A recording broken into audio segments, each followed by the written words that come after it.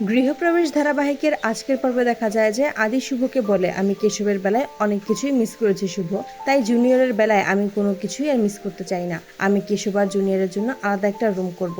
আমি সবকিছুই প্ল্যান করে রেখেছি। এই বলে একটা টেডি শুভর কাছে এগিয়ে দেয়। অন্যদিকে ডোনা ঋদ্ধিকে বলতে থাকে যে যদি শুভ দিয়া দাদা ভাই ঠিক থাকে তাহলে তাদের মধ্যে জিনিয়া, মোহনা এদের মতো মেয়েরা কেন ঢুকে পড়ে। তখনই ঋদ্ধি বলে যে ওদের মধ্যে সমস্যা কিন্তু ওরা নিজেরাই সমাধান করে। তখনই ডোনা বলে যে আমাদের মধ্যে কি কমতি আছে, আমি শুভদির মতো সকলের কাছে ভালো হতে পারি না কেন, সকলে শুধু শুভদির কথাই কেন বলে।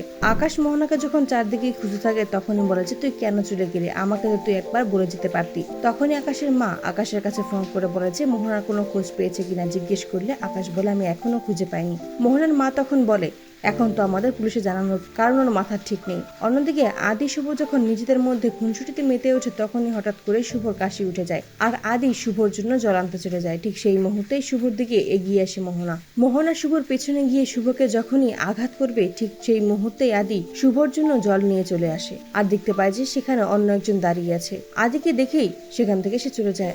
আদি ভয় পেয়ে যায়, তাই শুভকে নিয়ে বাড়ি ফিরে আসে। মোহনা একা একা বলতে থাকে যে তোমাদের এত সুখ আর বেশি দিন থাকবে না, তোমাকে আমার কাছেই ফিরে আসতে হবে। তোমাদের জীবন থেকে আমাকে ছুঁড়ে ফেলে কি ভেবেছিলে তোমরা সুখে থাকবে? এটা কোনোদিনও হবে না। আমি তোমার থেকে সবাইকে কেড়ে নেব, শুধু আমি একা থাকবো তোমার জন্য, আর শেষ অবধি আমার কাছেই আসতে হবে। অবশেষে মোহনাকে খুঁজে পায় আকাশ এবং কাছে এসে যখন বাড়ি নিয়ে যাওয়ার কথা বলে তখনই মোহনা বলে আমাকে একদম বোঝানোর চেষ্টা করবি না, তাহলে কিন্তু আমি নিজেকে শেষ করে দেব। আর আয়ানকে আমার প্রয়োজন, আমি ওকে চাই, আমি ওকে আর হারাতে পারবো না।